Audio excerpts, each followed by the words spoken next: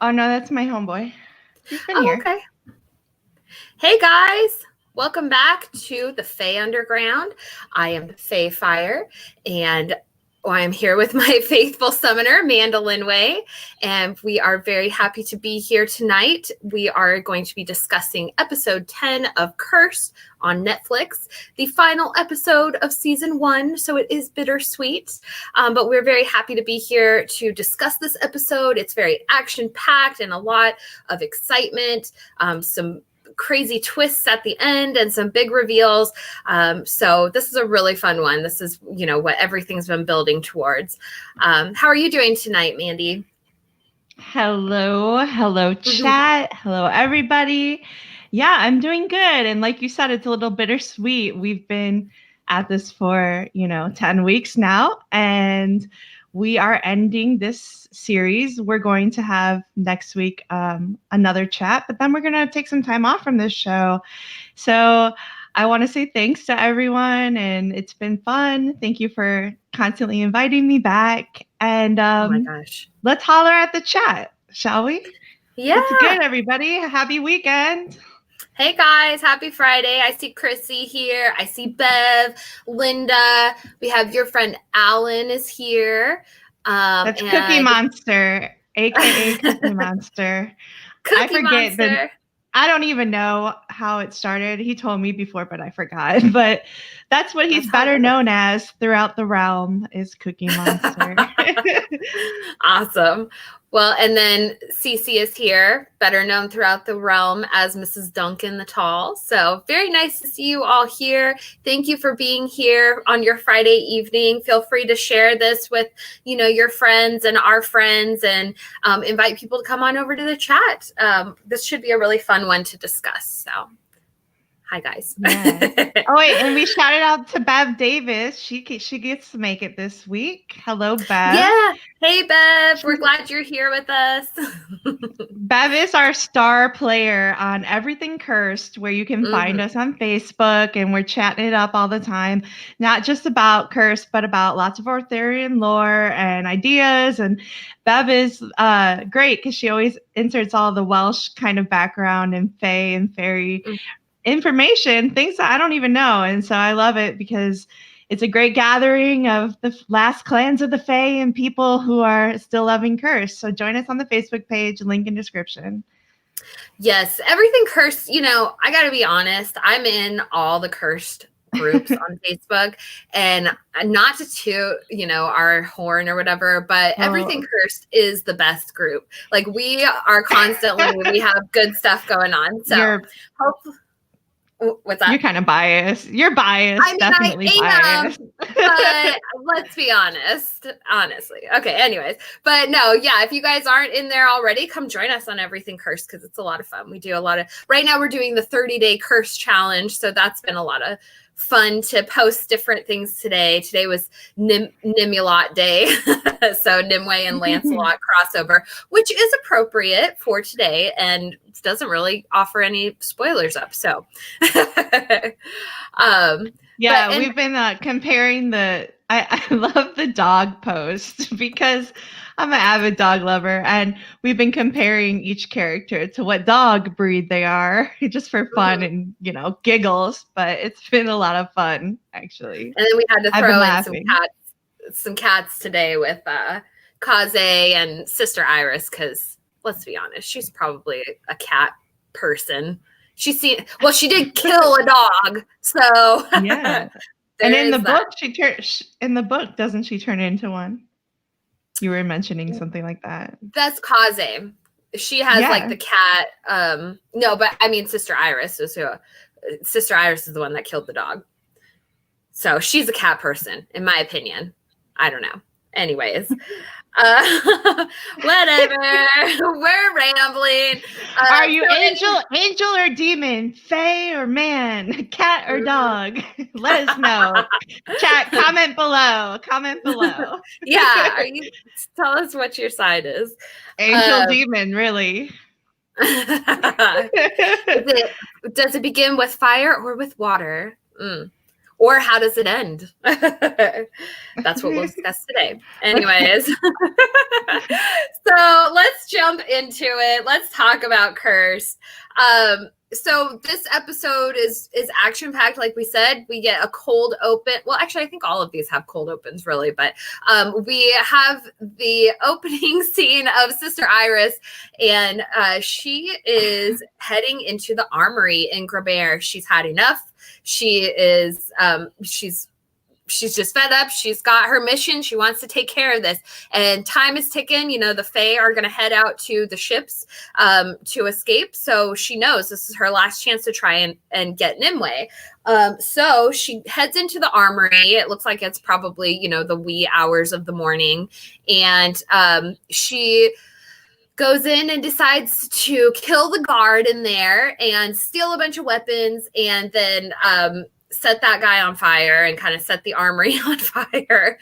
And then she's able to sneak in with that distraction. She's able to kill the guard at the gate and sneak into the castle. So her mission right here is, you know, she is getting into that castle. She's going to find Nimue, and this is her last chance to kind of take care of business.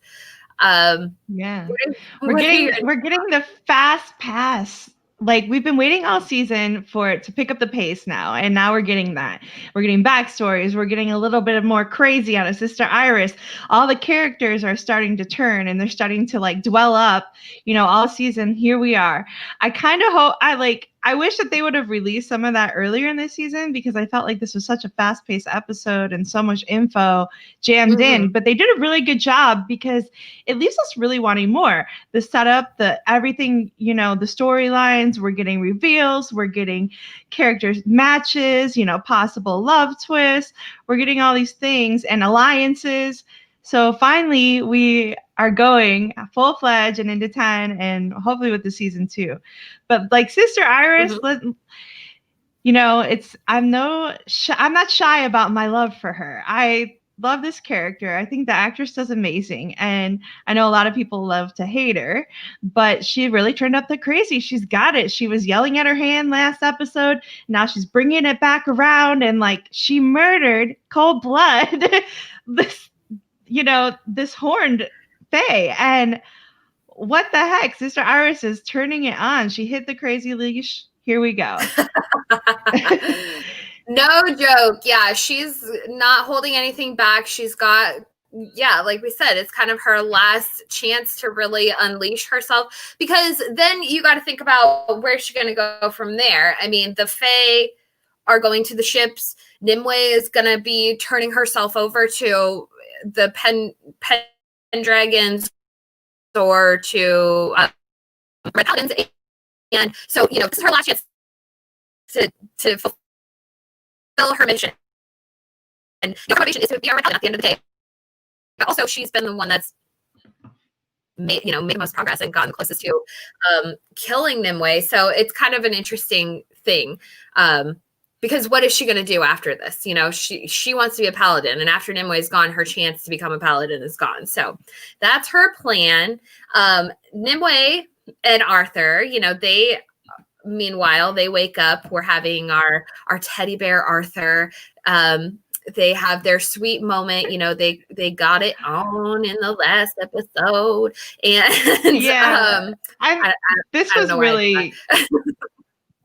It was really sweet, you know, this moment that they have, and you know that they're, in their minds, this is the last time they're going to see each other. So I don't know if Tulkas is here yet, but yo no sé mañana.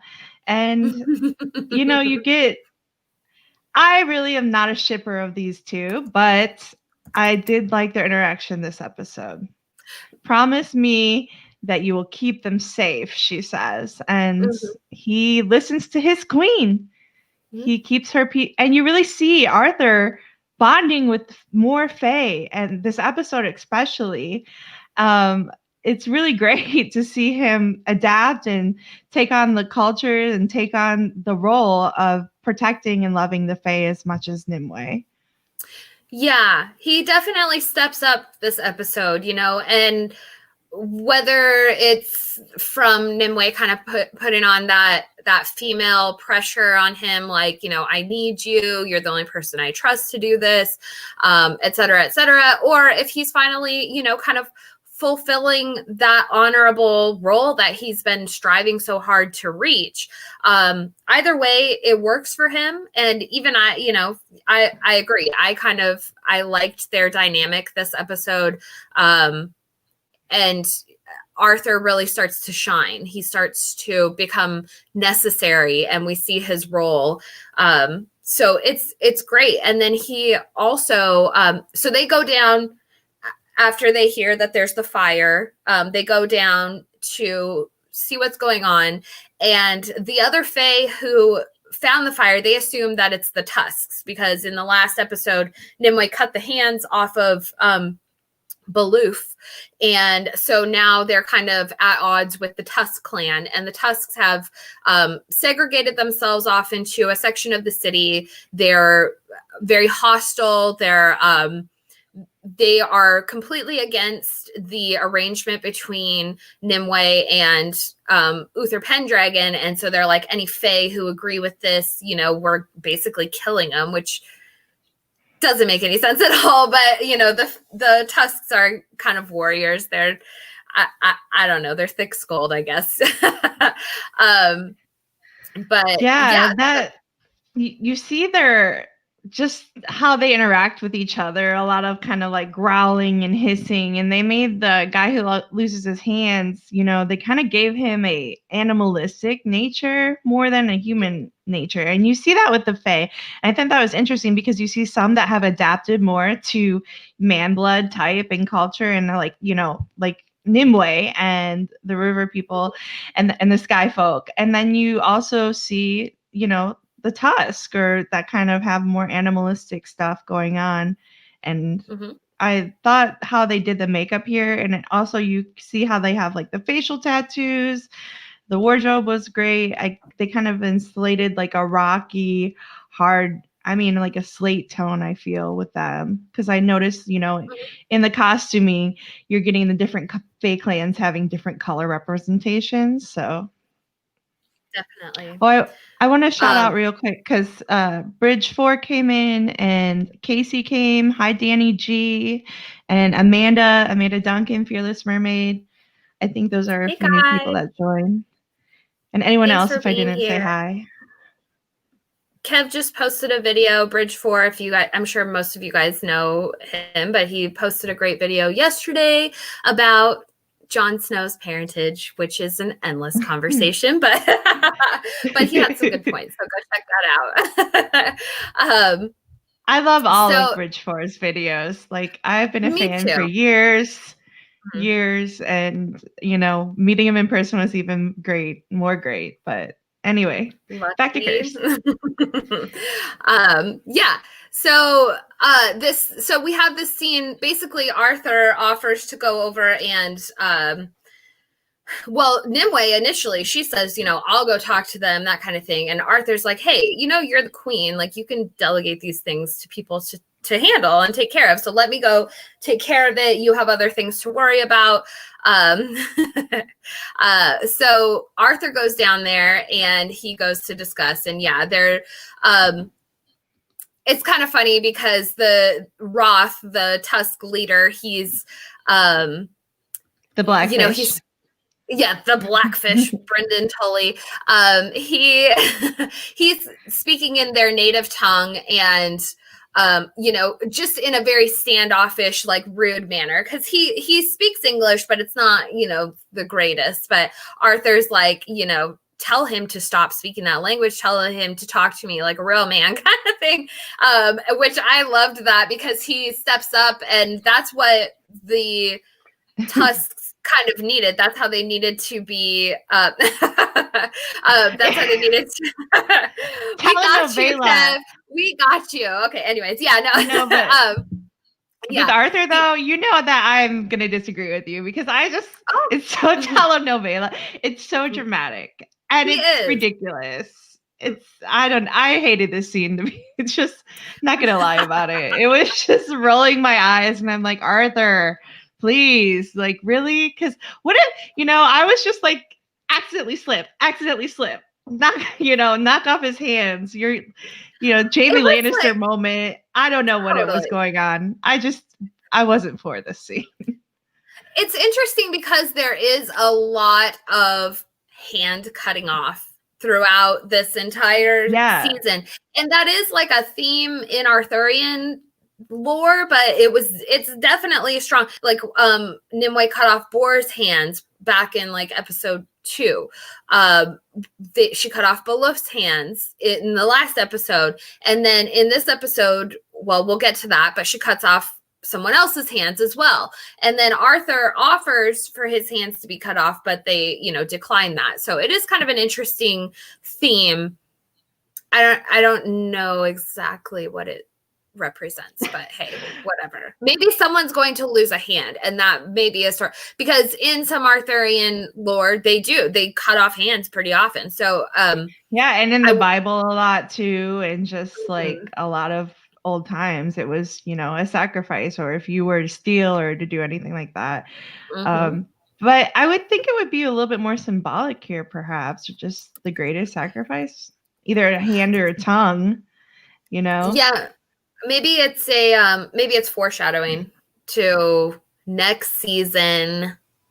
Anyways, we still haven't gotten that announced, but yet. So Arthur offers his hands. They say, at the last second, he's like, no, we're not taking the hands. You're a damn fool. You might be, a brave fool, but you're still a fool. But the Tusks agree that they will go with the Fae. Mostly, a huge part of that is because they are the warrior clan, they need their defense. And this isn't emphasized as much in the show, I feel, as it was in the books. But in the books, when the Fae leave Cinder is the town that it's called in the book. When they leave, literally the Red Paladins are lining the road and just watching them pass. And then the Pendragon soldiers come and, they're kind of keeping things cool so that the Red Paladins don't attack them. But like the Fae are terrified of the Pendragon soldiers as well. So man, what a scene though. Like, I feel like this, this episode was, a lot of great things happened to it, but it was rushed, and there was so many missing elements that, like, scenes like that, for example, or the scene with the widow and Morgana, like, that should have been shown. And I think that they missed an opportunity for the actors to really express themselves, and those close-up, deep scenes to help you feel for their character. Because that I would have loved to see that scene. Yeah, that would have been a really great one. Just cinematically, like it would have just looked really cool, and brought extra emphasis as to why they really needed the Tusks as like kind of a defense, because that was really a big thing to bind them back together. So it's kind of interesting. But yeah, so they file out, they head to the ships, and we have that great scene of, Born in the Dawn, like basically all the Fae are thanking Nimue for her sacrifice. And as we know, that's the title of this episode, and that's a theme throughout this episode of people sacrificing. It's like right here, Arthur's offering his hands.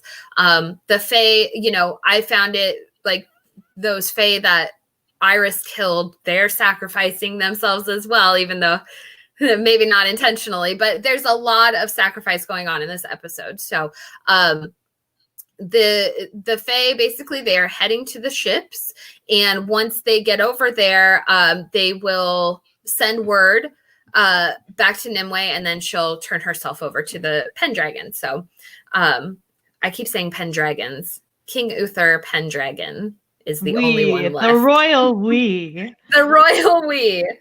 Yeah.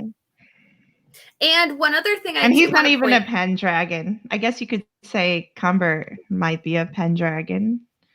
Cumber Pendragon? Yeah, I don't know. He is a distant cousin. So yeah. Perhaps. Mm-hmm. the other thing I do want to point out is, and this is just on my own personal theory stuff, but when Nimue and Arthur are kind of having their farewell moment, they're kind of, just chatting and reminiscing, and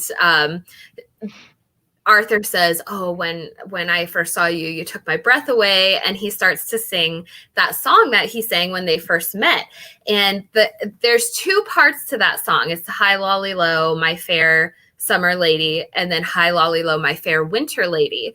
And he sings to Nimue, "My fair winter lady." So I found that to be another one of those little clues that Nimue is associated with winter, also known as the Kyliak. So that's that. Another little hint to that in this episode. And we talked about that dualism before in earlier episode chats, and with the winter and the summer and the dead and life, and the Kyliak, and the differences and the opening to the portals of the dark world and elements like that. So that's where I hope that the writers and Tom Wheeler get into that with the next books, because there's so much lore and history behind that we can add into it and see and resurface into the cinema view. Mm-hmm. Absolutely. It just creates even more depth to the story. There's, the nature symbolism and seasonal symbolism, which are just awesome storytelling tools. And then with the goddess connections, he can really play on that. So it's fun. I love it. So Bev is mentioning in the chat that she's winter because she hasn't met her consort to return to spring. So I'm sure she's shipping Nimlot right there, and Arthur and Lancelot. And there is Lancelot, the weeping monk. There is our weeping monk. Let's move on to this. And wow, this episode I think is about him turning and their connection. It's also more dualism with Nimue and him. And I wonder, are they catalysts to each other? Because Nimue seems stronger now that she's held hostage in the camp. Like, was that the power of the sword, or was that her? Is he enhancing her? I was kind of thinking that might be fun. That's really you interesting. See him and you get his backstory. You get the struggle now with him and this, laying his bricks to salvation, as Father Carden wants to say it out. And he's starting off with, "Hey, you're a demon," and you see this like just turmoil in him. Am I a demon? Am I an angel? He can't hear God anymore, and that's his problem here. And he goes into this whole thing with Father Carden. So do you want to talk about that? Yeah. So Father Carden basically comes in, and we have that great shot. I don't know if I have it in here, but of him with his back all scarred up. So he's been doing what's called self-flagellation, which is a religious practice of trying to basically it's along the same lines of wearing a wool shirt, or like in Monty Python and the Holy Grail, we see them walking around smacking themselves in the head. It's a way to punish yourself as a means to bring yourself closer to God, or like, suffering because like the way God suffered. All right. And not entirely logical, but hey. And it obviously looks like this wasn't his first time. He's got scars all over his back, and he's praying, and he isn't hearing the voice of God, as you said, anymore. This scene, and they did a really great job of keeping this true to the books. And there's a lot of symbolism in this scene with the archangel Samael, which, if Peter is in here, Peter Griffin, his alter ego is Samael. And it's really it's just a very fantastic and painful scene. And we do get the backstory. Father Carden basically says, the Weeping Monk asks him, do you love me? I can't feel his grace anymore. And Father Carden just tells him, look, these are dangerous words. We're going to go over this one time and that's it. And he's like, you were demon born. I saved you from the flames because you could sense your own kind. And, I gave you scripture and I like cleansed you and turned you away from your people or your kind, he calls it, and made you into like our greatest warrior kind of thing. And he's like, I love you, but I can't walk this road for you. And you have to, defeat your own demons kind of thing.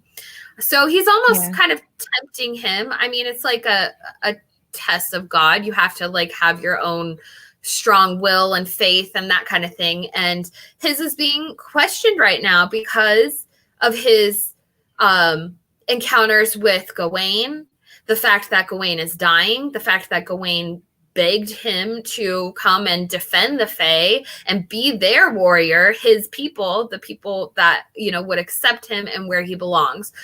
So it's a difficult thing for him right now. I want to point out, though, Bev in the chat, saying that maybe the voices he hears as God is the hidden. And that's a good point. I've never really thought of that, actually. So maybe he lost track, or maybe, Nimue's taking all his power. Who knows? But I think that would be a good idea, definitely, if he thinks that God is the hidden and that he doesn't quite understand because he wasn't raised in the Fae. He was raised as a red paladin, and he was raised, in all this different manner just to be a killing and seeking machine. That's a really cool idea, actually, that he's been hearing the Fae, or he's been hearing the hidden and not the voice of God. Like when you hear a voice, like, especially because I've been really into Raised by Wolves right now, and that's a huge theme in there, is hearing a voice of a god, and that's actually really fascinating. I kind of like that. I'm gonna have to mull over that idea a little bit more, but it's a great idea, actually. It's really probably true.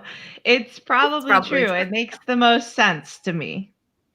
I would love to get a chapter, like a POV chapter of the Weeping Monk. And maybe, he's not hearing the voice anymore because they're being killed. They're being murdered. He's not rage. His power is that he can seek other Fae.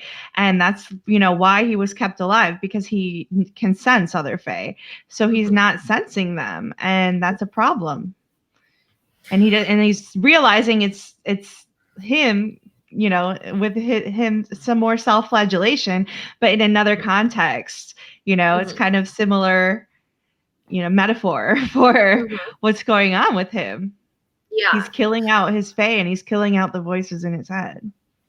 Another thing I wanted to bring up too, that Bev had posted this great article the other day in the Everything Cursed group that was about the Holly King and the Oak King. And I think that definitely applies to Lancelot and Gawain in these scenes. They are their dual face aspect of the horned god, and we know that Gawain has a lot of horned god symbolism going on with him.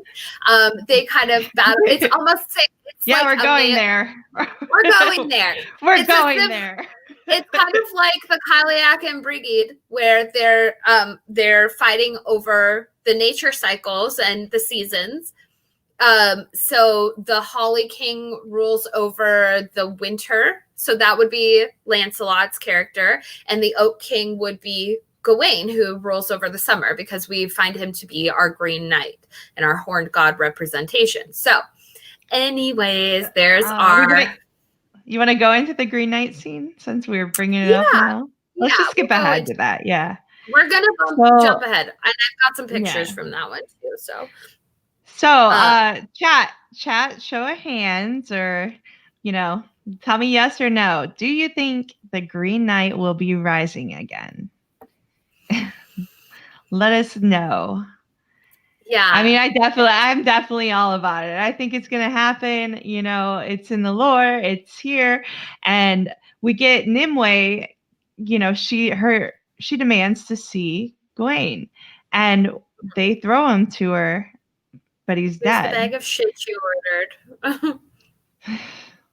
So she's crying, she's hurt, and then we see this magical moment where all of a sudden, like, this giant boom, sonic boom happens. You get Nimue in the center crying, and the hidden takes over her body, and you get this mist forming. It's really cool. I love the scene that they did with the camp. They showed the whole camp and the fire and the guys being blown over.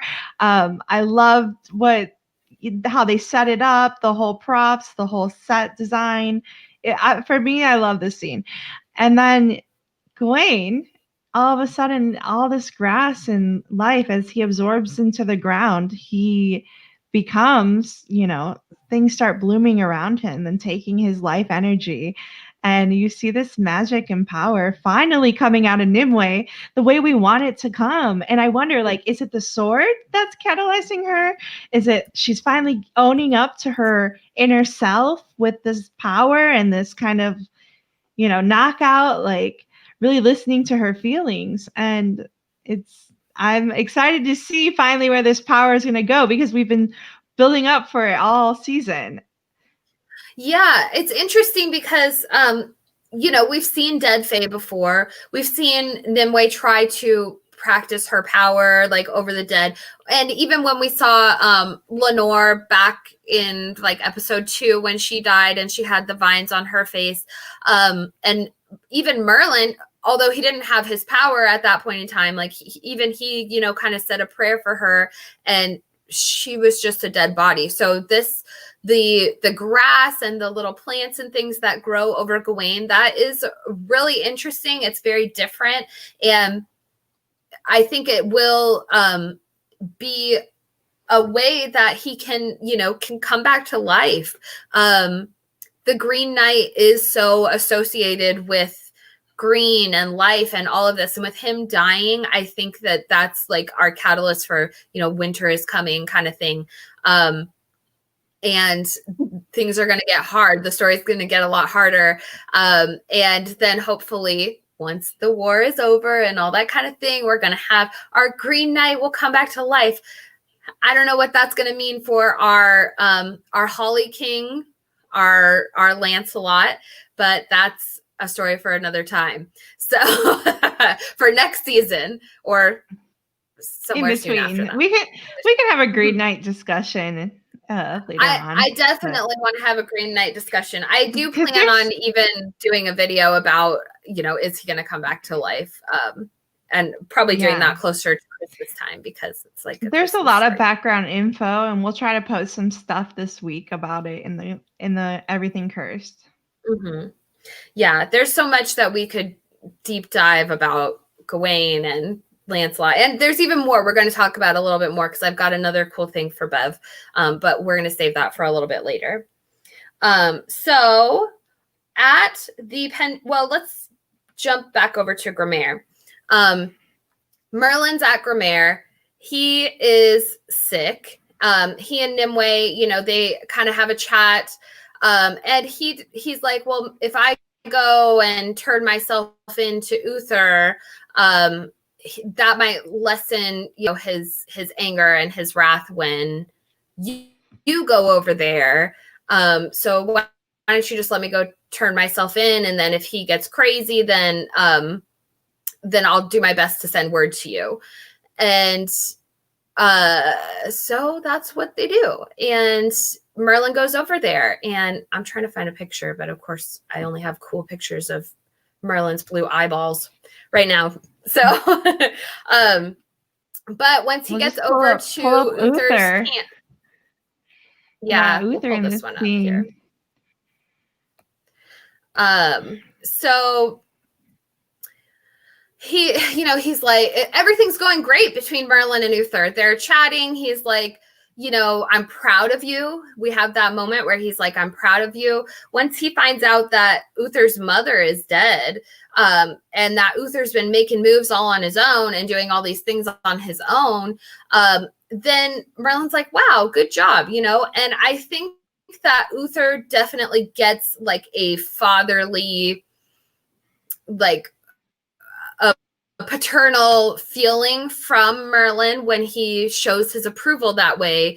Obviously, Uther didn't have a father growing up, and it was his mother, and Merlin was like there all the time. So Merlin's that father figure, and when he says he's proud of him, like Uther's ego like swells up. But then Merlin also reveals that he knew about the midwife and the secret and the reason why Uther killed his mother. So yeah.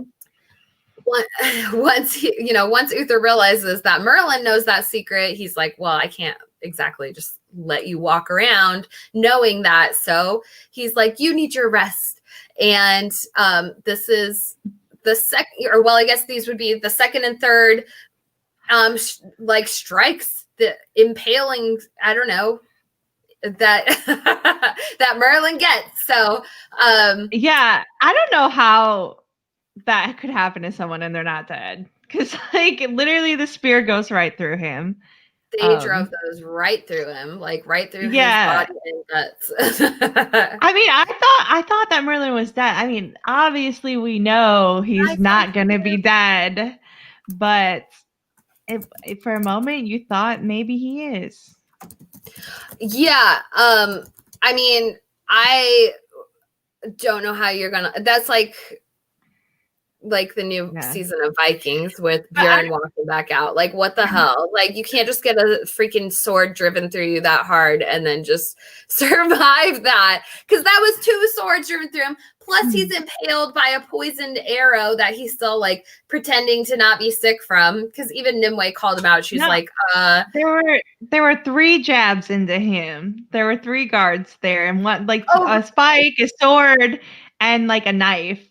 Oh, so crap. You're getting all of them. Yeah. I just thought it was the 2 swords. But Uther and this, Sebastian Armesto, I thought he killed this role. Like, people are not liking him, but I loved him in this role. I loved him in this scene.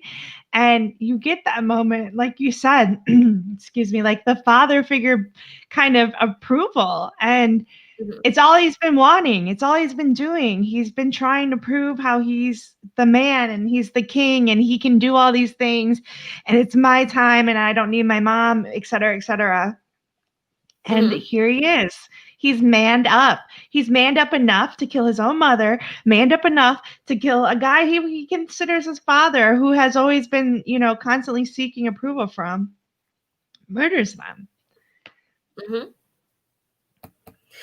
I mean, and it's a big move anyways to order the death of Merlin the magician. He's like not small potatoes, he's a pretty substantial character and people know him. People know he serves Uther. He's known throughout the realm and, Uther already tried to kill him once before. So it's just kind of interesting that, he was like, you know what, you're done for. Toss him in a tent. He's done. I'm ruling here, the Red Paladins can kiss my ass, all of it. Like, he's like, I'm tired of everyone and all your crap. I'm the king, and that's how it's going to be. So we'll kind of go over that. So basically, Nimue, well, let's jump back. We're way ahead of ourselves right now. We're going to come back around. So back at the castle in Grimaire, Nimue is still there. Merlin's gone to go do his thing. Arthur's left with the Fae. And Nimue is just waiting. She's like, all right, I'm waiting to hear word from the Fae and just waiting.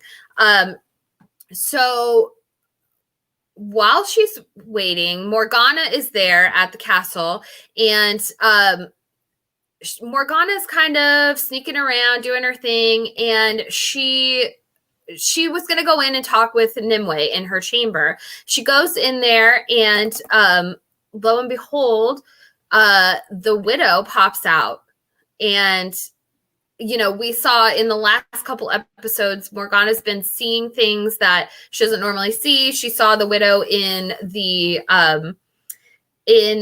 infirmary, and she pretended that she didn't see her. That's the scene here. And she's like, just kind of, she doesn't know what to think, basically. And so the widow comes in, she sees her in the mirror. She's like, who are you? What's going on? And the widow immediately senses that Morgana is possessed by the Kyliak. She's like, you're possessed by dark gods. I can sense it. I can help you. Basically, she offers her help, which is a little bit interesting. And then Morgana's like, why are you here? Why are you in Nimue's chamber? Because she knows that the widow is death. Like, she's the Grim Reaper. She saw her claim the life of a soldier already. So, she's like, why are you here? And the widow is like, don't ask these questions. Don't interfere. And Morgana's like, wait, why are you looking for Nimue? Like, what's happening? And the widow just blasts her against the wall and kind of like roughs her up and then disappears. And Nimue hears this, Morgana like gasping for air. And, Nimue comes in and she's like, what's going on? And Morgana is just doesn't really know what to tell her. She's like, I gotta leave. I need to get out of here. She's really overwhelmed by all of this stuff going on. So Nimue's like, well, can you help me with this thing? So basically she sends Morgana with sword and smuggles her out of the city, and tells her to go and hide and protect the sword. And she'll send word for her, but the reason she's doing this is because she wants to make a trade for Gawain and Squirrel. So Morgana goes off into the woods. She's hiding out, and eventually she runs into Celia. And Celia's like, look how far you've come. Yeah, go ahead. Yeah, this scene was just but first the widow scene, I mean, Morgana just choking herself and like against the wall. It was pretty funny. Like I can only imagine just filming that and being the actress and having to be like this, pushing yourself. Mm-hmm. But it's kind of a funny. I laughed. I thought it was hilarious. But then we see her coming in and this gift that's what Celia's talking about. This gift that she gets to see the dead. But not only see them, you see them touching each other and, caressing each other. And then you see her hand is burnt. So you're kind of getting the idea and seeing that she is actually dead. She's not really alive. She's just like a spirit, and Morgana can see spirits. So I thought it was also like Celia, like she just looks like she wants to devour Morgana. Like she's very, yes, I want to eat you. I'm waiting for her to eat her soul or something, like, it's really intense. And you see that, and you get the hints that she's working obviously for the Kyliak, but you see that like it's definitely the Kyliak playing some, interlooping some webs and playing everyone. And it's not really her. It's just probably the Kyliak's power just to understand and see everyone. I mean, what do you think? Do you think it's still, it's a mixture, obviously, but it's more the Kyliak speaking than Celia? Or do you think it's not Celia at all? It's just, she says, a facade. She has that interesting line where she's saying, we should be thankful to the Kyliak because without her, we would never be able to speak to each other. And, I would be so lonely without you, kind of thing. And it's almost like another like manipulation on Morgana. And sorry if my computer's being slow. She's like manipulating her feelings in that moment. And she's like, look at all these things I've already promised you. They're coming true already. Like, look, you've got the sword. Look at how powerful you've become already. And, I'm so proud of you. But then she also tells her, she warns her, don't mess with with the widow. Don't interfere with her. She's not of this world. So there's kind of an interesting dynamic, obviously, between whatever the widow is and her abilities versus the Kyliak, and they aren't, they don't mesh well. So it's gonna be interesting to see how this plays out. I out. wonder if seeing the face, and it just kind of crossed my mind, but her seeing the widow's face, maybe she thought the widow was scared, that she thought that she knew about Nimue ahead of time. Did you see Nimue's face, or did you see the widow's face? Did you see nothing? It's interesting. It was just a thought process. I don't know. Actually, it's a good question. Well, if there's some weakness in seeing the face, what does seeing the face entail? That's where my mind went. But well, it's kind of like death.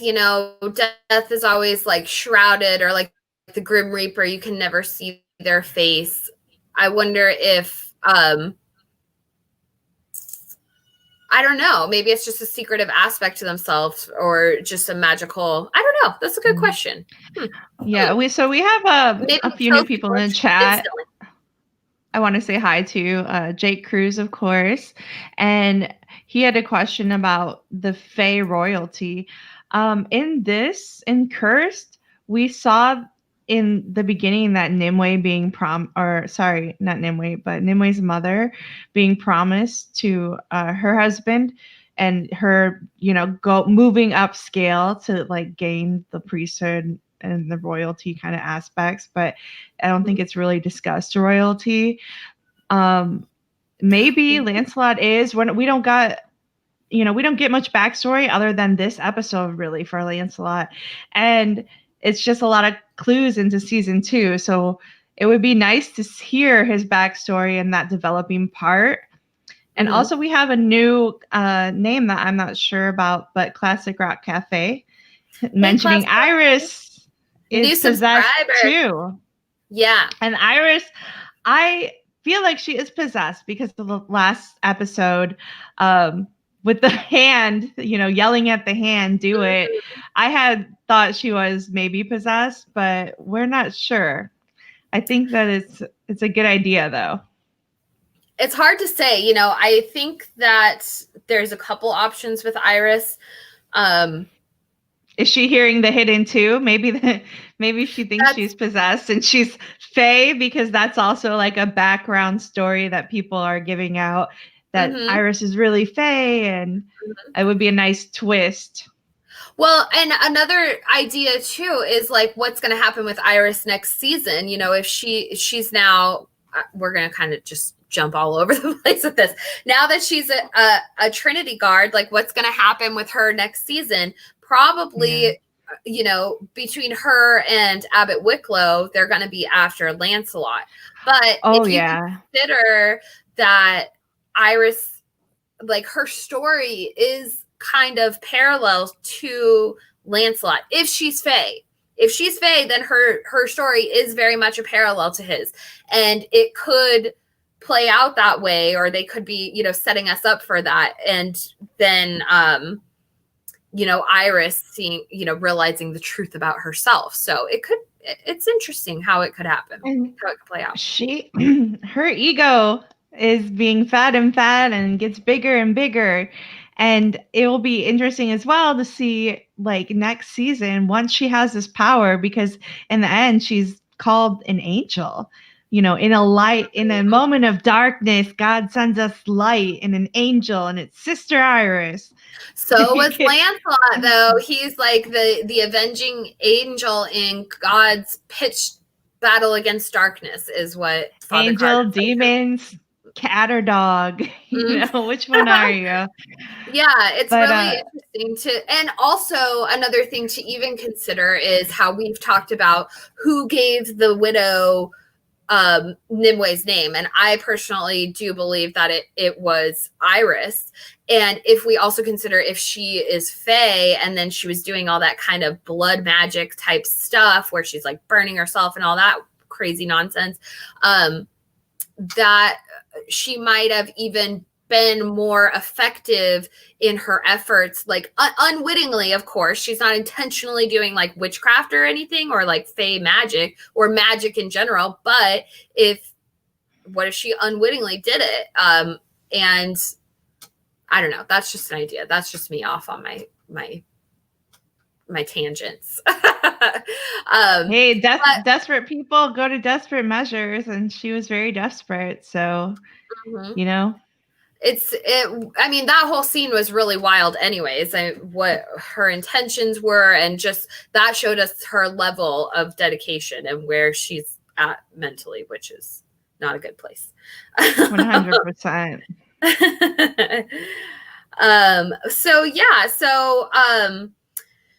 So as we see, Morgana comes back to, once she realizes, Nimue needs her sword or else she's going to die. That's the situation. Like, I know she wanted me to guard her sword, but she's not going to survive without it. So Morgana goes back. Now we're going to jump back a little bit. So Nimue goes, we're bouncing all over the place. Nimue goes, she turns herself in to King Uther. She doesn't have the sword. They're not happy about that. The Red Paladins, they're like, turn her over to us. We'll get the sword back for you. Just, let us question her. And Uther's just like, I'm tired of this. Because Nimue says, I'll give you the sword if you give me Squirrel and Gawain. And, also Father Carden confirms for her in the scene that they do actually have Squirrel in their possession. So Uther decides that he's just going to imprison Nimue and think about the whole thing, because his guy, Borley, whispers in his ear. He's like, if you take the sword, or if you give the sword to Father Carden, then it's his sword, then he's got the power. He's the king of the land, or he can do with it and name someone else king. Like, Uther needs to keep that sword in his possession. Giving the witch up would be a better option for Uther, except for the fact that the mobs are inflamed and that kind of thing. So so basically Uther needs to keep everything in his own possession, but that's pissing off the church. So Uther's like, look, all of you get out of here. I'm sick of all your crap. Get out of my tent. I'm going to think about this. Everyone calm down. He sends the paladins back to their camp. Well, Father Carden's pissed about this, and he tells the Red Paladins, he's like, Uther Pendragon has turned away from God and kept all the crap for himself, basically. Kept all the plunder and is telling us to fuck off. And so he's like, if you encounter Pendragon soldiers, protect yourself and find me the witch, basically. This is a huge deal. It's a huge thing. I mean, they're denouncing the crown. The church is announcing the crown. He is going against the Pope, or the higher. What was his name in the book? I forget. Pope Abel or Abbot Wicklow. Well, going against the church, kind of going rogue. You're seeing a lot of stuff happening with him, and he's desperate at this point, as I was saying earlier, with desperate people. But imagine, what do you think that the church says that they want that sword? Do you think that they know and hold the power? Would they practice the face spells to hold the power sword? Would they destroy it? I think would they use it? Chat, what do you guys think? Let us know. I think it's more the title, because everybody knows.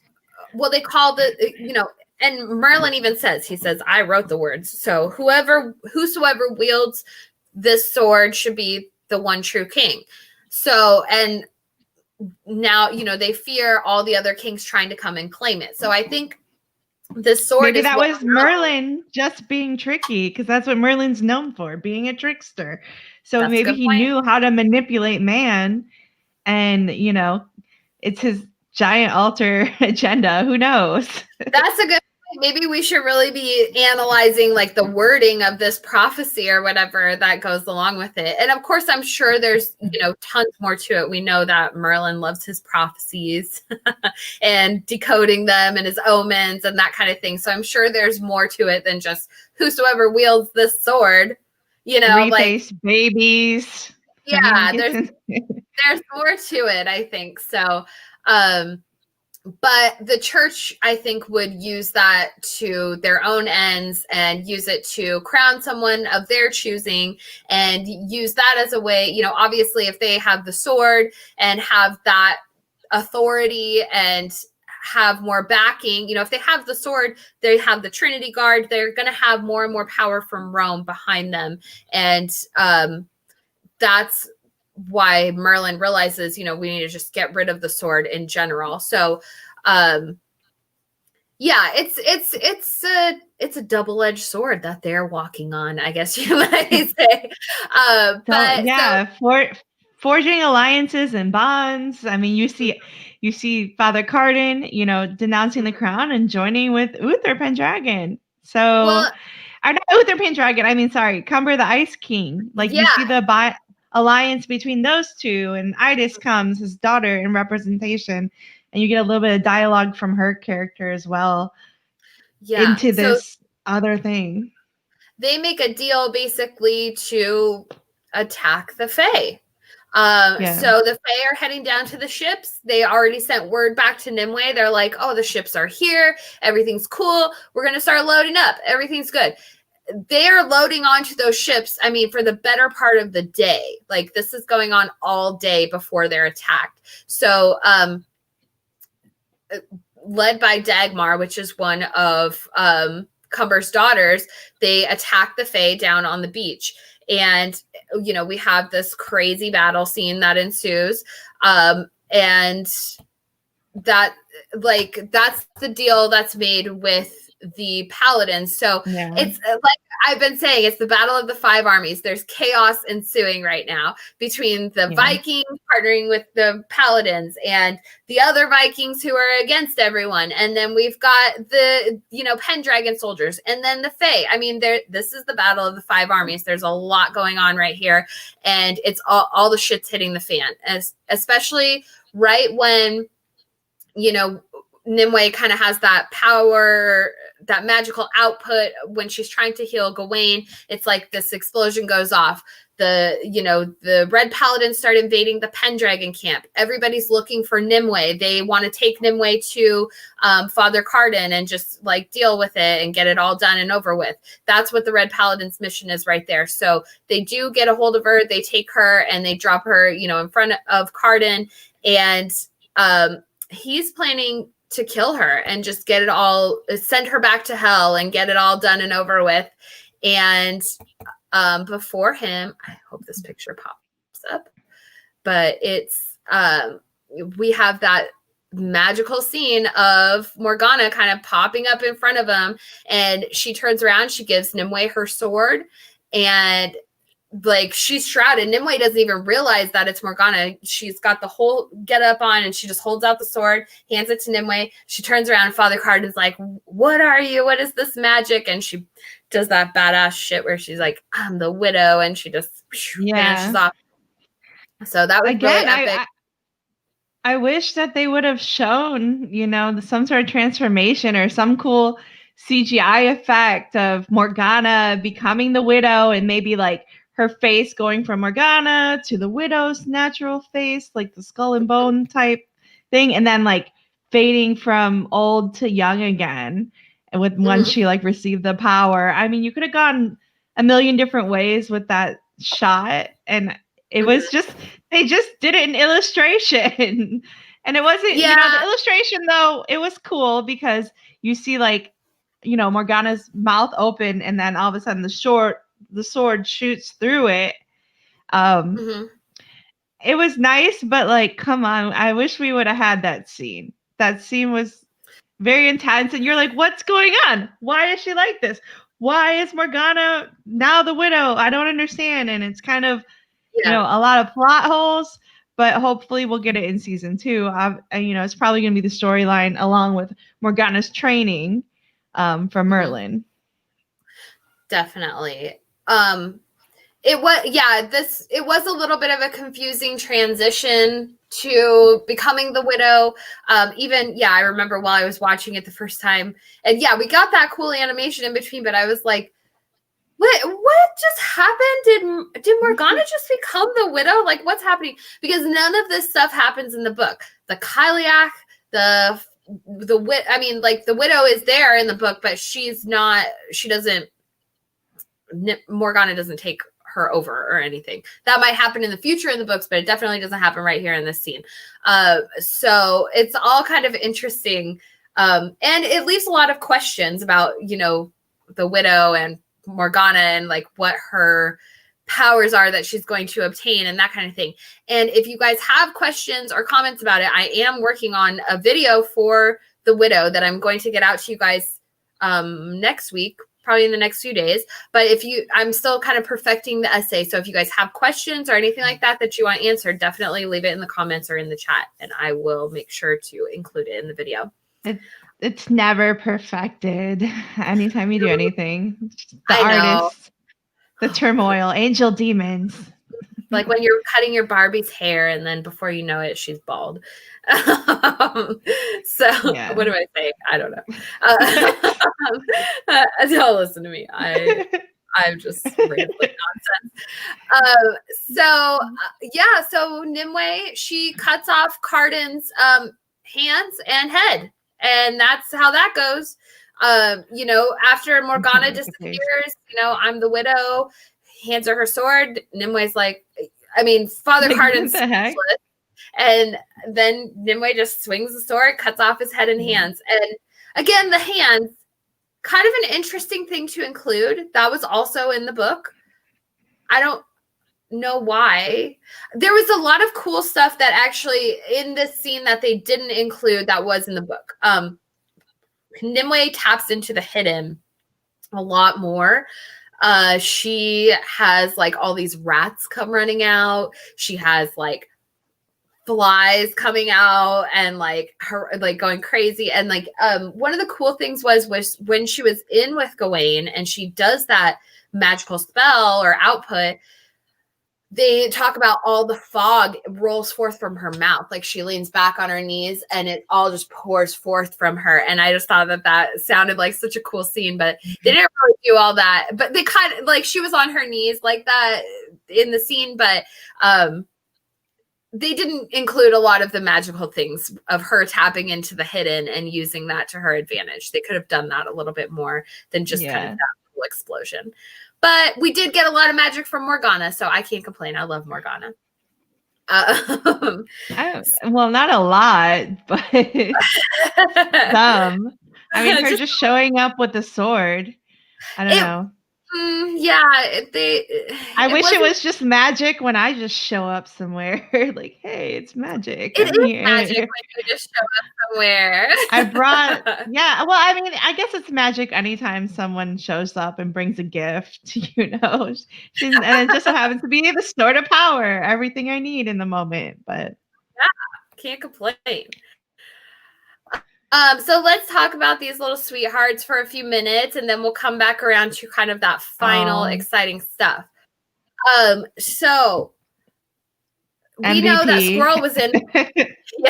Squirrel was in with Brother Saul, and and Lancelot knew that, and he was about to start getting tortured. He's strapped to Gawain's chair that he'd been sitting in. It's all like sticky with his blood. It's super horrifying. And Lancelot comes in silent, and Brother Saul hears him. He can't see him, but he hears him and hears his robes kind of rustle, and he's like, "Oh, my silent brother, are you here to watch?" And no, he just cuts his throat. He busts Squirrel out of there, and they decide to leave because there's all this chaos going on in the camp. It's perfect timing for them to get out of there. But actually, Abbot Wicklow has had a couple of his Trinity Guard following the Weeping Monk, and so he knows what he's up to. So they come out. There's a whole gang of them waiting for them with their gold masks, and Lancelot's like, all right, the time has come. He knows he's got to fight these guys, and he's probably going to die fighting them, but he's willing to do that. He's made that step. He's crossed the line. He's picked up the mantle that Gawain had to unfortunately put down because they beat the hell out of him. So I loved this scene. It was fantastic. We have this awesome fight with Lancelot against the Trinity Guard, and they're knocking him out. They're beating his skull with flails, like iron balls, spikes. They're no joke. Knocked him across the face, and I rewatched that, and I was like, "Dang, that's a lot of beating." And you see it, and just kind of gives a sense of his character and how much he takes, but he's used to it because he does it to himself, so I guess he can handle it. But he's like, I was just getting warmed up. I mean, you get like, long story short, you're getting this, huge beating scene where you think he's gonna die, but then all of a sudden you see Squirrel jump in, MVP, with the sword, and all right, who's first? And you see this little man have such little boy man. He's kind of in between. I don't know what you call a tween or of, in Fae, what the Fae would call a tween. But I have been listening to Percival, which is a story by Chrétien de Troyes. And I probably butchered that because I don't speak French very well. And it's the original story about the Grail, but it's about Percival. And this little guy does just such a fantastic job of playing him, because that poem is, Percival's fast. He is a squirrel. He's a little nature guy. He's been raised out in the forest. His family's been trying to hide him from knights because they don't want him to see them and want to become one, because they know he will want to become one. And he's very fast. He's impatient. He's always like, come on, hurry up. Make me a knight. Let's do this. Come on. What am I waiting for? And like Billy Jenkins, he just owns this role so well. He's so endearing. I have not heard you can say whatever you want about Cursed. You can hate Cursed. You can not like Cursed. You can think it's the worst show ever. Not one person would ever say anything bad about Squirrel. That little boy is freaking precious. So he's awesome. He steps up. Lancelot's taking the beating for him. And, he's like, all right, well, if he's going to die, I'm probably going to die too. They already had me strapped to a chair. And so he steps up. He's like, come on, bring it on. And that's enough for Lancelot to kind of get enough gumption where he just stands up and like slays them. And I just love his fighting in this whole scene. Like he does that badass, his cool kick twist thing that he does with his spectral robes, his gray spectral robes. Yeah. And drops the shields, only has his swords. He's like a samurai mix, like warrior. And yeah, you're right. He does this scene. You really get to see, who is the weeping monk? Let me show you. And then beyond that, right after, you're getting the reveal that he's Lancelot, which, a lot of people were thinking and setting it up. And we have a new name, Lei Fumano. I don't know if I butchered your name. I'm so sorry. But thank you. Welcome for coming. But, he said, we will talk about that in a minute. He knew Lancelot from the start. Yeah, definitely. Yeah. So, really quick, before we get to the reveal, the Lancelot reveal, even though we know he's Lancelot, but anyways, we're there. What do you mean? We're there. We're there. Okay. He's Lancelot. All right. They ride off. Hold on. I'll pull up the picture just so we can have the glorious moment of the picture. Yeah. I'll pull it up in a minute, but I want to talk about the sword, okay? Because Bev and I, we kind of started talking. We've been talking about the sword and the Everything Cursed. I couldn't find this picture the other day when we were trying to talk about this, but this is the sword, Bev, Bev the Fae. If you're here still, I hope you are. Here is the sword of Lancelot's. Now we're going to talk about this for a second. I don't know the name of the sword that he wields in Cursed. Okay. I don't know what this here sword is called. However, in some of the other stories, Lancelot wields the Christ blade. Okay. And I feel like this might actually be that. We see it's got the cross on it, the red, and it's his sword that he bore while he is fighting for the Red Paladins. Okay. Now, one of the really significant moments in that last scene where he's fighting the Trinity Guard is, he drops his sword at the end of the fight when him and Squirrel are fixing to take off. And Squirrel's like, come on, get up. We got to go. Lancelot throws that sword down. He doesn't just leave it behind. He throws that sword down. He's done with it. They go, they get on the horse, they leave. He might have kept his short sword. I'm not sure. There's nothing really too significant about the short sword. It is significant that he dropped the Christ blade and left it there at the Paladin camp and left. I just thought that was so beautiful, so symbolic, and I just had to share that with Bev. So he's denouncing his faith after the questioning all episode and not hearing and seeing the wrongness in killing children and the lies that Father Carden has installed and did to him. And as Beth says, he's killing his sword and he's killing his past life. So you're right, completely symbolic, and that's really a good catch because I didn't put it together until now. I love that. Well, we can thank Bev because she's been talking about his sword so much, and I know she's got some theories about his sword in comparison to Irish mythology. So, and also we have a lot to talk about. We have a lot to talk about. Is he going to use the sword of power? Does he have that kind of power? With the hidden and being able to use the sword as a Fae, representation. I kind of have the idea that they're going to have they're going to need at least. Well, I like the idea that they're going to need at least one member of each Fae clan to make it do its big shebang in the end, because I don't know, I'm a Zelda fan and all I could think is Zelda and all the, as they're running through the forest and even the scene at the end with Nimue and the waterfalls and stuff, I always compare it to the scenery from Zelda. So any Ocarina of Time fans or N64 people, shout out, because it's my jam.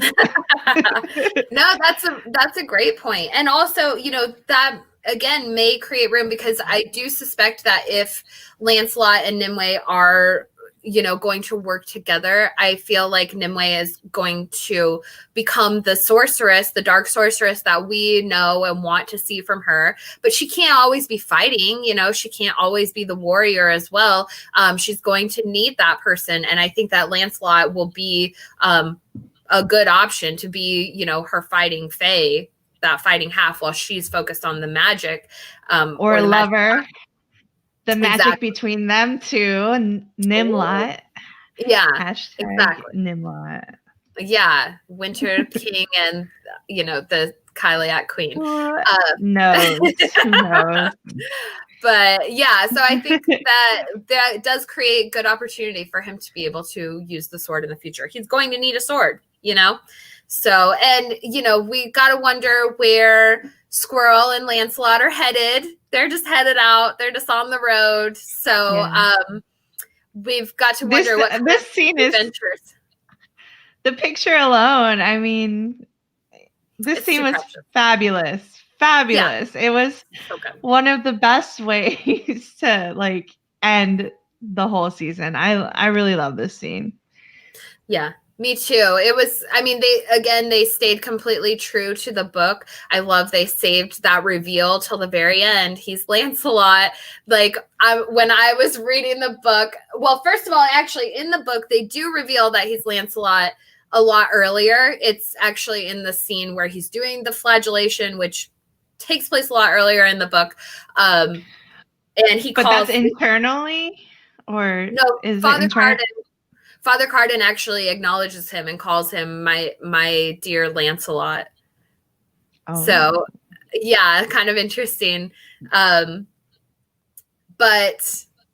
when I had the reveal that was Lancelot, I just died. I was like, oh my God, it's just so good. So, yeah. I mean, everybody knows Lancelot. He's such I mean, when you think of Arthurian lore, you think King Arthur, you think Guinevere, and you think Lancelot. Those are your three, and Merlin. So it's just great. It was just a great moment. I loved it. And that also, like I just said, King Arthur, Lancelot, and Guinevere. Where's Guinevere? We're going to talk about it. All right. Yeah. Classic Rock Cafe was saying that they believe it is Guinevere, or the red spear is Guinevere. And we're going to talk about it. It is. All right. That's our girl. This is our beautiful Belladine. I mean, I'm sorry. She played Helen of Troy. Of course she plays Guinevere. Like, she's Aaron's obsessed with Belladine. So. I love her. She's awesome. She's beautiful. She's funny. She's like a sassy little actress. And I don't know if you guys have very sassy, yeah. I was introduced to her.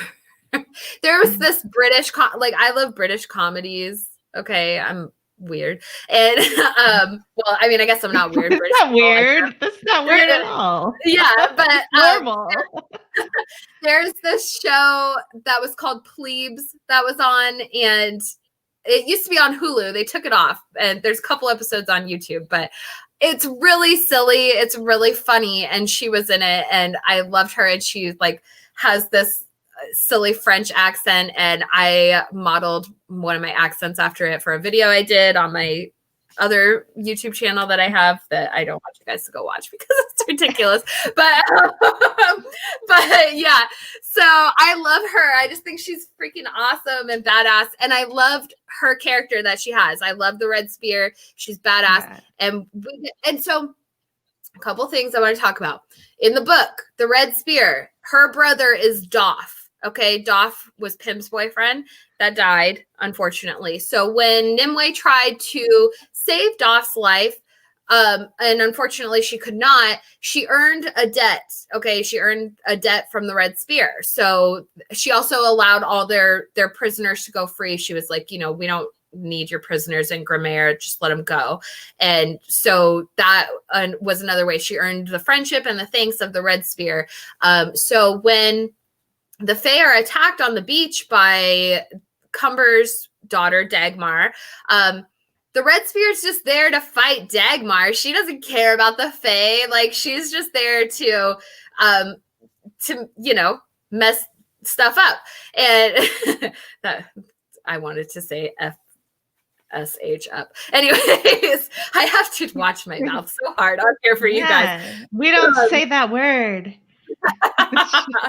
It's mostly for YouTube, let's be honest. I don't want him to cut me off. But anyways, so she goes down there and she's like, well, let's just kill these Vikings. And in the process, they save the Fae. And, we have this great battle scene going on the beach between the Fae and the different Viking factions. It's great. It's a great fight scene. We get to see Arthur show his skills. He kills this guy who's like a big... That guy, wow. That guy is huge. And I don't know if they did really great with the camera angles and just making him seem like such a bad Viking and ready to pillage and destroy and kill. And you see him in the fight scenes just like taking over and mutilating half of the Fae. And also, I mean, look at him. He just looks crazy. He's like badass. As tall as Arthur while he's on his knees. That's crazy. Yeah, he's huge. And you see him like falling, and he has this giant sledgehammer like axe, kind of like, I think it's a double-sided axe. It's really cool, actually, the scene. But you see him just like winging it and going. He's a little slower because obviously, the big guys with the big axes are always slower in battle. We all know this from the bigger they are, the harder they fall. But that's actually my other point is he falls. Imagine all like the brute force of this giant guy with an axe, like just pillaging through the Fae, who are naturally a smaller framed people, and just like destroying. Even him falling down on Arthur, there's a scene where it's like he's coming in and Arthur hits him across the face. Wow, look at that. Look at the Yeah. sheer size. I wonder. We probably should have looked up who this is. Maybe if Yeah, somebody I didn't knows. actually look up his name. He's probably like, he looks like he could be a football player or something. He's gigantic. Yeah, or some wrestler. Maybe And so he did kill our buddy Roth, the leader of the Tusks. He went out like a G. That guy did. Yeah. Even the death scene was so good because it wasn't like exaggerated. It was so on point with his character and just like it was a little melodramatic. The blood spittle. Yeah, but it wasn't like an onward death. It wasn't like like they gave it a proper amount of time. But the point of it is Arthur, and you're seeing Arthur being accepted by him, and Roth is finally came around and held his hand. And, in the beginning, he was ready to cut off Arthur's hands.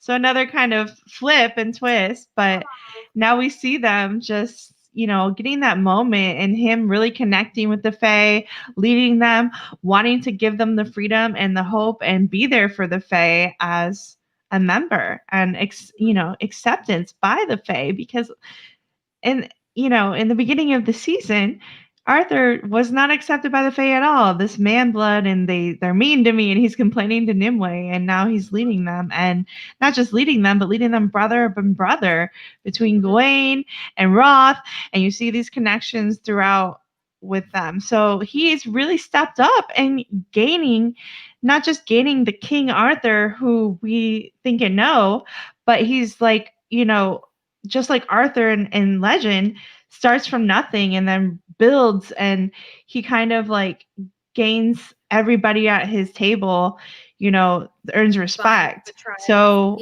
yes, he is finding the tribes and finding his knights and the people that are earning respect. Mm-hmm.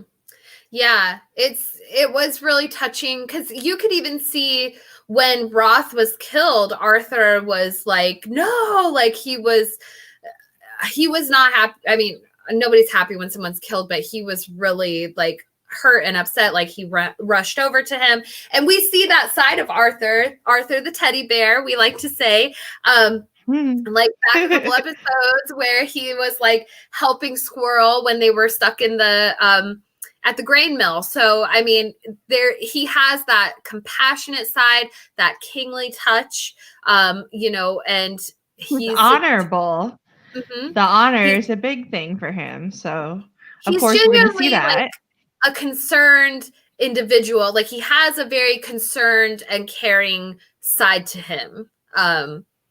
That's very genuine. There's a lot of sides to Arthur, and not all of them are genuine, but I think that like that endearing quality is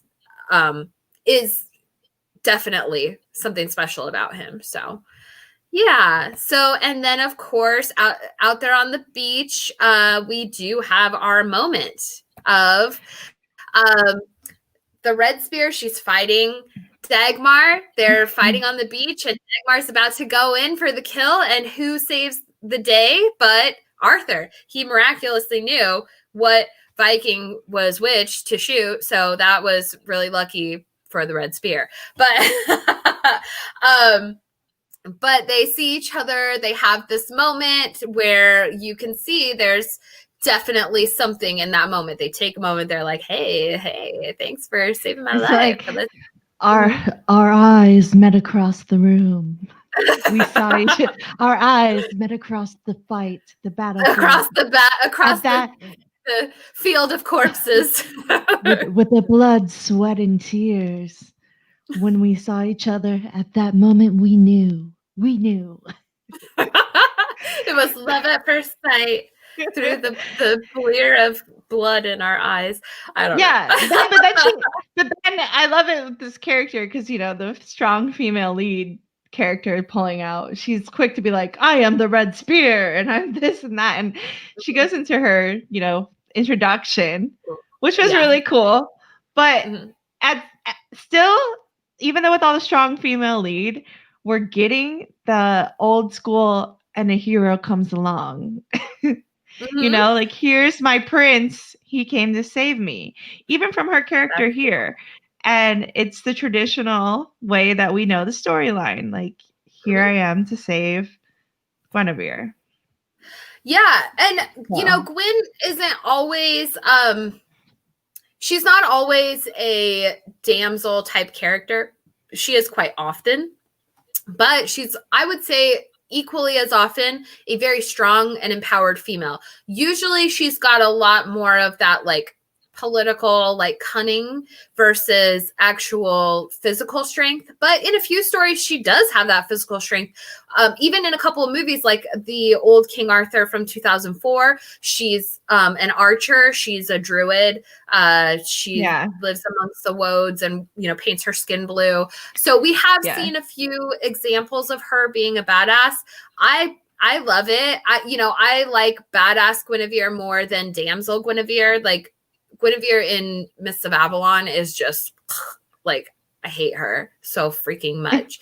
Oh, but, come on. You know, like, I mean, there's I don't know about she strong has female leads, but there is also, you know, I'll tell you, just like with motherhood and getting married and stuff, I'll tell you, there's something to submission and there's something to those damsels. There's something behind them, okay? It takes a strong woman to stay home and be that woman for her man. So it happens. And it happens.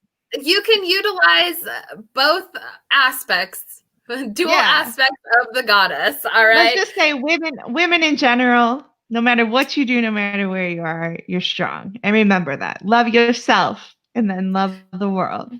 You're always strong. You pretend to be a Guinevere definitely loves herself. She definitely loves herself. And she doesn't introduce herself as Guinevere here in the show, but she does in the book. So they meet each other.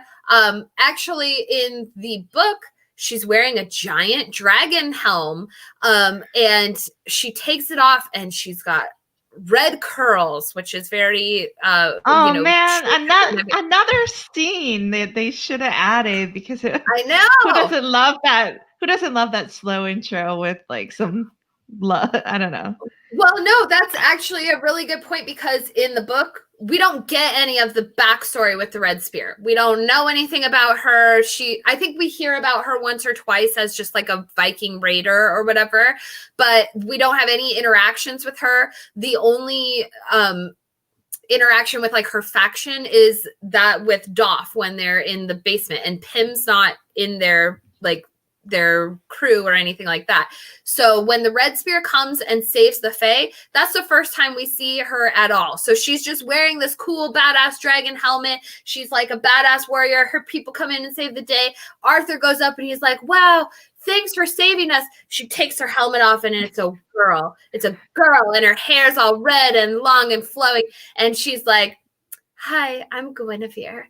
Like, I'm it's just like this whole thing. So a little bit better in the book, in my opinion. However, I freaking love Belladane. And even I said on my 30-day curse challenge, I wanted more Red Spear.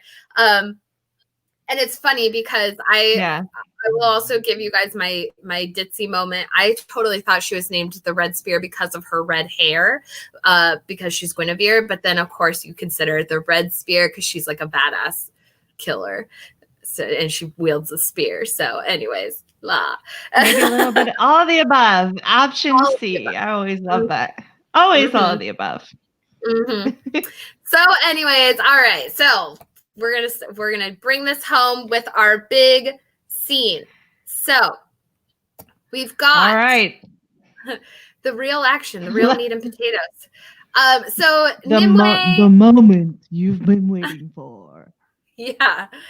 So after Nimue slaughters Father Carden, and she and Morgana kind of meet back up, and Morgana's spidey senses start tingling, and with her skills as the widow, she can sense death.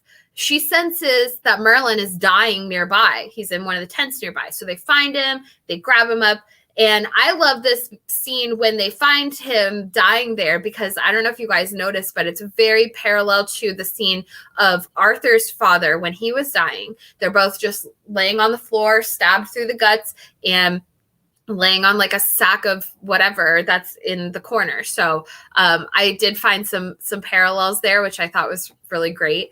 But anyways, they're like, no, you're not dying. We're not going to leave you here to die as much as you want to. Oh, that moment when he's like, when the widow comes, Gustav Skarsgård. This was one of my favorite Merlin scenes because he's like, yes, no. Like once he realizes, he's like, yeah, because he's been trying to die, and he's like, why can't I die? It's kind of it's a comical relief in a time of pain and pressure.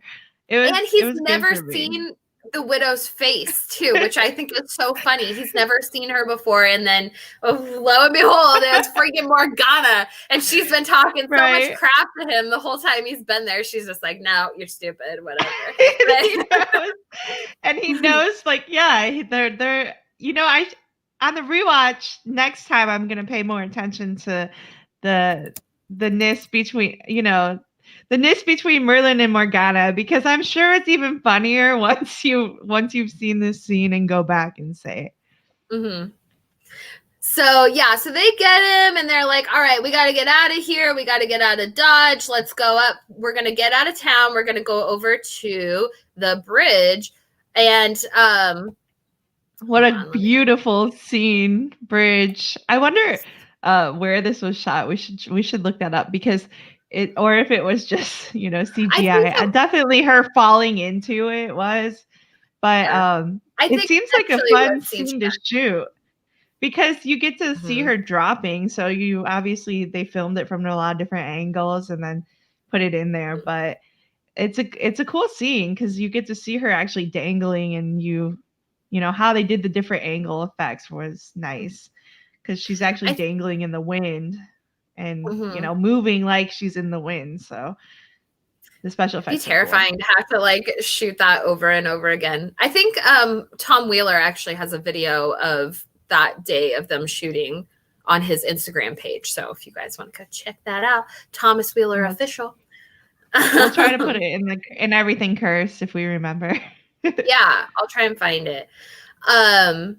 So they get up to the bridge. They're crossing the bridge. Merlin is super weak. They're basically carrying him across, and he's like, look, I need to take a break. Let me sit down. They get to the far side of the bridge, and he kind of collapses. And Nimue's like, all right, you guys just stay here. I have to go back and get Squirrel, which is really silly anyways. But now? Yeah, like right now, seriously, like, what are you just gonna walk back into the chaos and get the kid? Like, no, you're stupid. Like, you're the most wanted person in all of Britannia.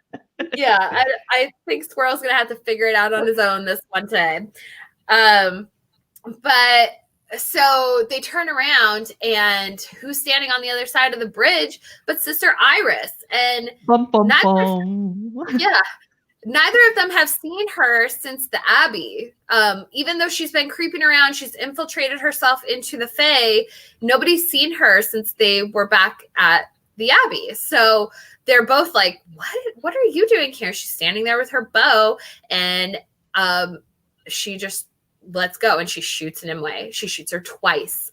And on the second arrow, Nimue loses her balance. She loses her grip on the sword. She drops it on to the bridge, but she falls off and starts sliding off. And, she's dangling there, and Merlin runs over and grabs her hand, and he's trying to hold on to her. And I love this shot because I got it right as the arrow was coming across. So I think that was a pretty good one. Oh, I was going to say, where did we get so you did these, you snapshotted these yourself?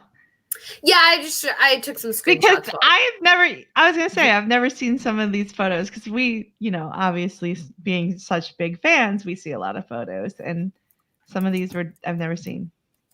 Yeah, I love this shot. I was, it was the perfect one because it's right before the arrow gets her, and she's got the sword. It's just a perfect shot. Pat myself on the back. Sometimes it's just a matter of where the finger slides. Anyways, what am I saying?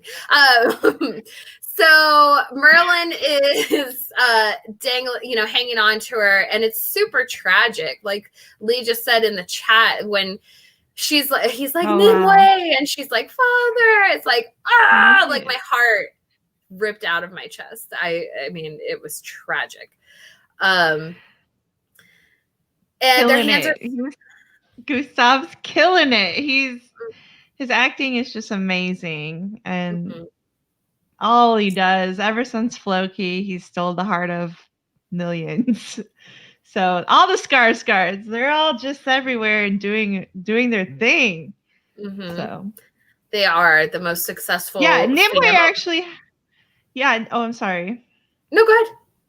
Oh, Nimue actually has a lot of great facials here too, because like when she's looking around the corner of her sister Iris right now in this scene, and a few other scenes where she, is kind of copying one of her facial expressions earlier too, like where she's, but this one exactly, she really did. Catherine did a fabulous job in some of those, up close moments and acting, and you can really see it expressed through just everything, even her eyebrows do it for me, but it's her eyebrows for you. Yeah, it's her true. It's the way she licks her lips for me personally. Oh my goodness. Whoa, she's always now you see it. Now that I said it, watch, you'll see her do it. No, she does. Yeah, she has a couple quirky mannerisms like that. Or she's always out of breath. I mean, she's a beautiful specimen, and we talked before that she she's a little thicker too, which is great, and I think she's a special type of beauty for sure. I love it. She's a very natural beauty. She appeals to all audiences. She's not, the wafy thin girl. So I feel like a lot of girls with normal bodies can kind of appreciate her a little bit more. So, she's great. Blowing in the wind. There she is, blowing in the wind. So we have this super tragic moment, but their hands slipped. They can't hold on forever, and he drops her, and it's just like so heart-wrenching when he drops her, and he's just crying and screaming. And Iris is standing here with this smug look on her face, just like, oh God. You don't really get when I think of times I've seen people kill some of my favorite characters in many movies, and obviously a lot of us watch Game of Thrones, so we compare her to Joffrey, but there's not many times that you're like, I hate her because she killed my favorite character, or you're like really wanting to attack that person, or a lot of people just attack this actress after this too. So she really makes you a hater. Makes you want to. The only time, actually, this look right here reminds me a little bit of, speaking of Game of Thrones, is that moment when Cersei kills Missandei and she's standing there, and that's like the best Cersei moment of the whole series. She's got that look on her face. She captures that smugness. I wonder if she the actress did. Again with the facials, like this actress did a phenomenal job portraying this character. And when I say hater, I mean hating the character, not the actress. I just want to clarify that, because I love her. I love her. I love the hater.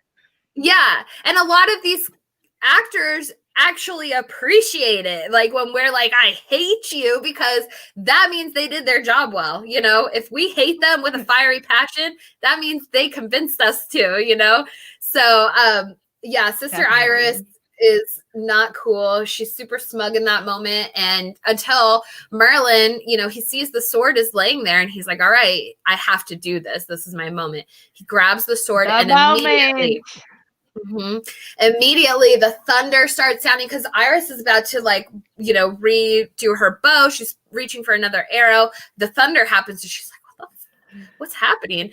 And Merlin, not just the thunder, like his eyes, him drawing in the energy. All of the season, we're like, what is this sword so great for? Why are we getting this sword? Everybody wants this sword. What kind of power does it really have? And finally, we're getting to see that power revealed, and not just by Merlin, but for Morgana, because she's into this whole backstory about her power, and she's finally seeing what the sword will actually do and understanding why the Kyliak wants it. Look at her face, like, oh, like to me, this was like a DILF moment. So because she sees Nimue's father. When Gustav Skarsgård's like, "Come here," I'm like, I will walk towards you with that face on, and definitely then get on my knees with that face. Anyway, sorry. Merlin DILF moment. But anyway, I can't believe you just said that. Oh my gosh. PG-13. But it's Friday night, people. All right. Anyway, Lord, please forgive Aaron. No, we don't pray to the Lord in this house. We need the goddess. We need the Kyliak. So here we go. Merlin getting back to this power, and Morgana seeing the power revealed and all this change, and the battling inside Merlin's head between no, I can't take it, and finally enough motivation for Merlin that can be a motivation.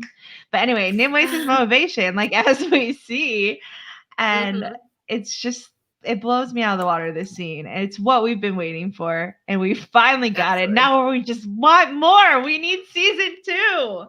Like, I have so many questions. Yeah. It was so great. I love this whole scene, this whole thing, Morgana just watching. And of course we have to wonder, like, what's their future going to hold? He tells her, come on, let's go. And then they just vanish. They kill all those paladins. Yeah. They strike Iris with the lightning, he's got his power back. Daddy's got his power back, and Daddy got his sword, and he's a happy camper. So Merlin got his groove back. Exactly. But we have to wonder, like, where, what's going to happen after this? Where is the story going to go?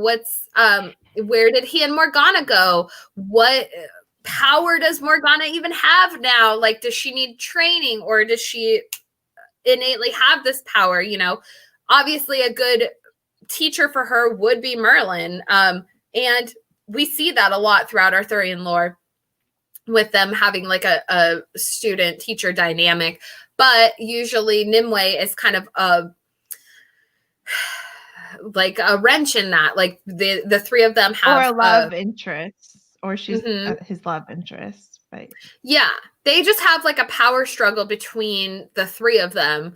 And usually Merlin and Nimue are closer, and Morgana is the outsider. And so Morgana is bitter, and also, she obviously has to work for her power versus these two where it comes naturally. So it's kind of an interesting thing. What can we expect from the future of the show?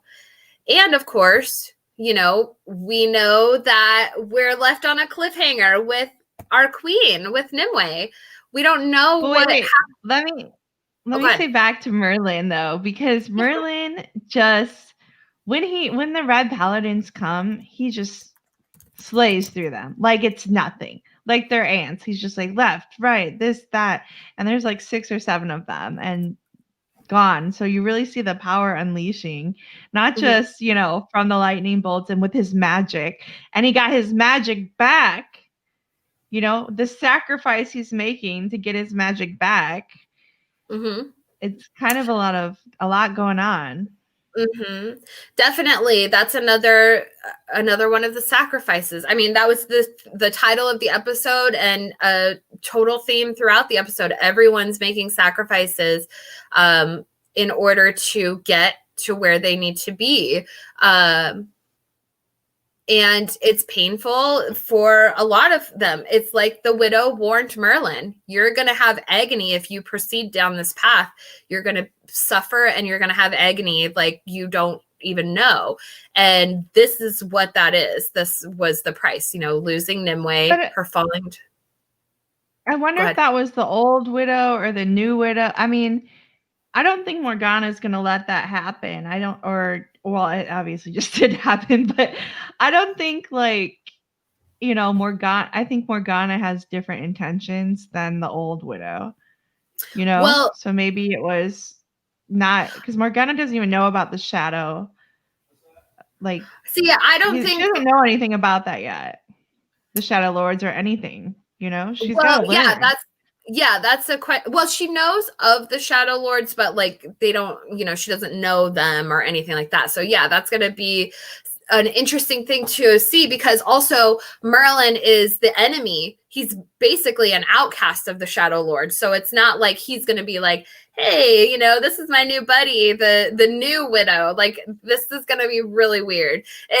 Their whole dynamic of reintroducing people, or even like Rugen, the Leper King, like she knows of Rugen, the widow. The former widow knew of Rugen, but Morgana doesn't know of Rugen. So it's another kind of interesting thing. Is she going to have to pretend she's the old widow, or did she like gain her knowledge? Because one of the skills of the widow too is that she has kind of like psychic abilities. She is able to sense things about people. She sensed that Morgana was possessed by the Kyliak. She sensed that Merlin had lost his power.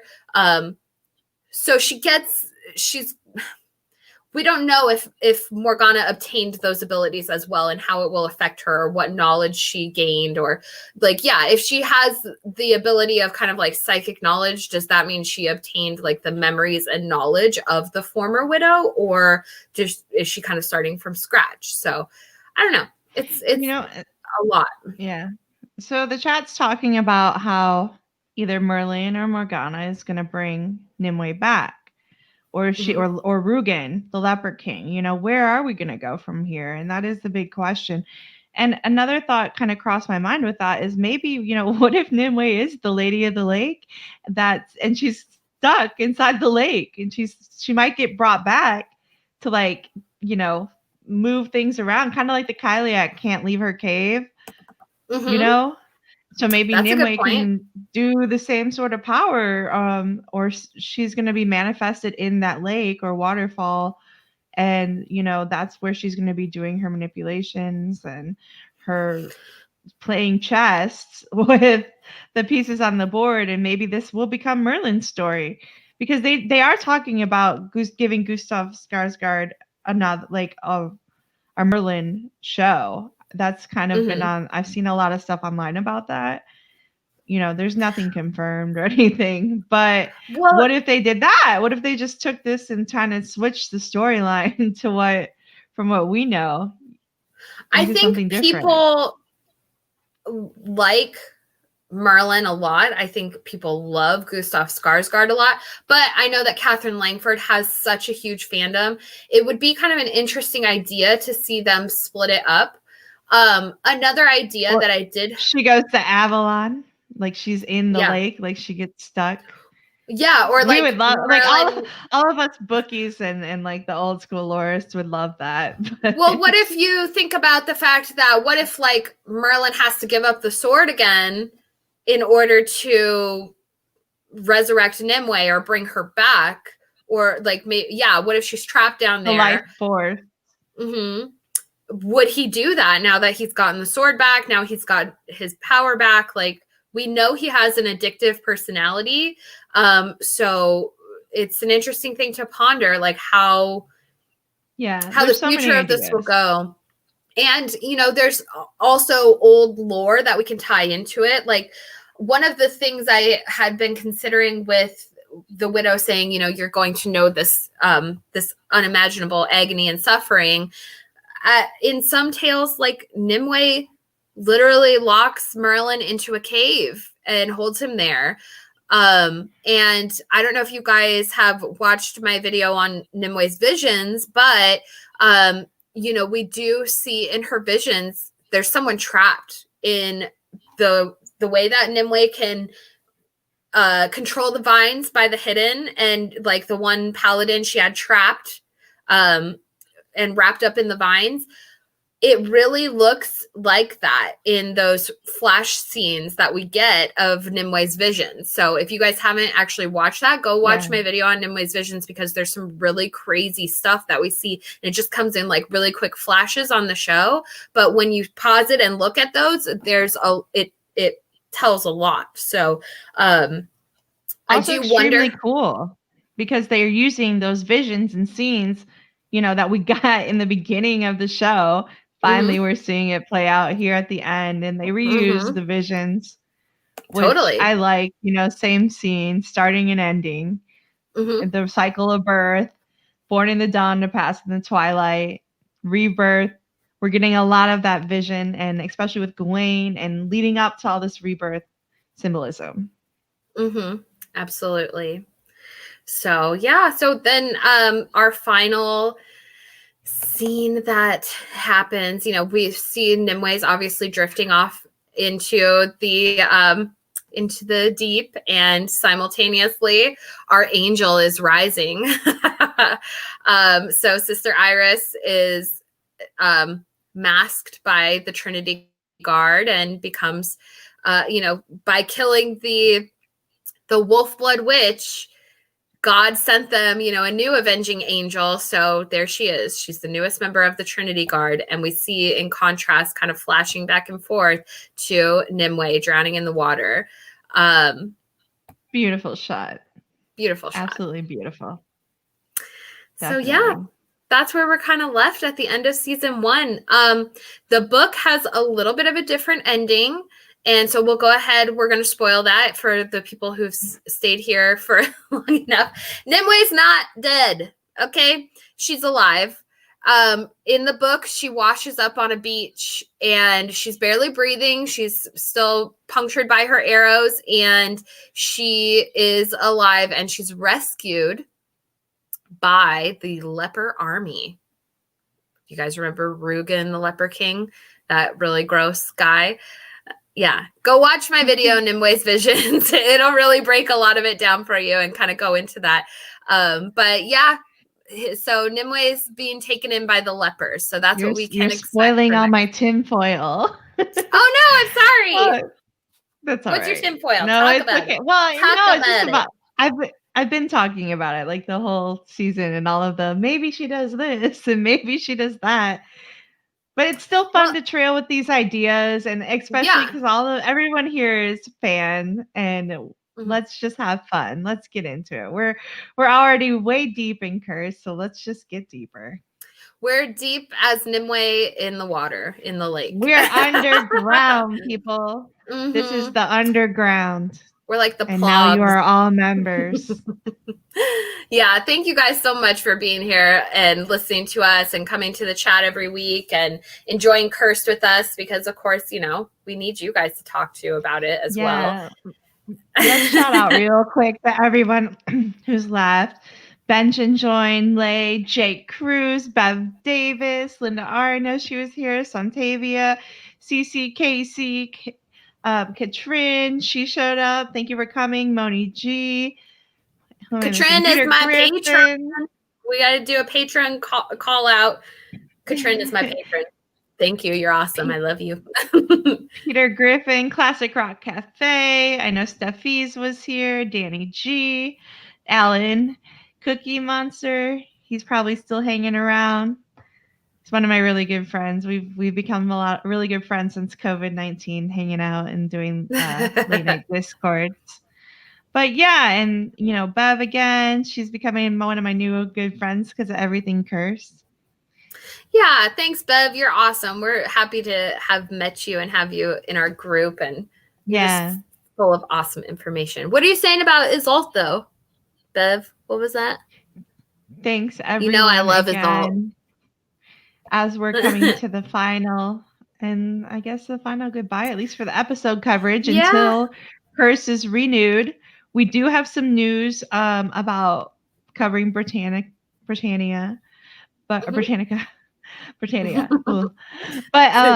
that's going to be, we're going to take a little bit of a break. I think we have next week AU. We're going to talk to him, but then we're probably going to be switching to Mondays or Tuesdays just to keep up with epics And they show the season 2 on Epics. At least that's where I watch it, and they do it on Sunday nights. So we want to stay fresh. We're giving a couple episodes for Britannia to play before we get into it, but that will be our new thing for Fayfire, keeping the fairy druid life going.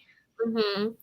Yeah, I think it's like, a good avenue for us. And definitely we love the kind of, I don't know, druid, fae, like medieval fantasy vibe.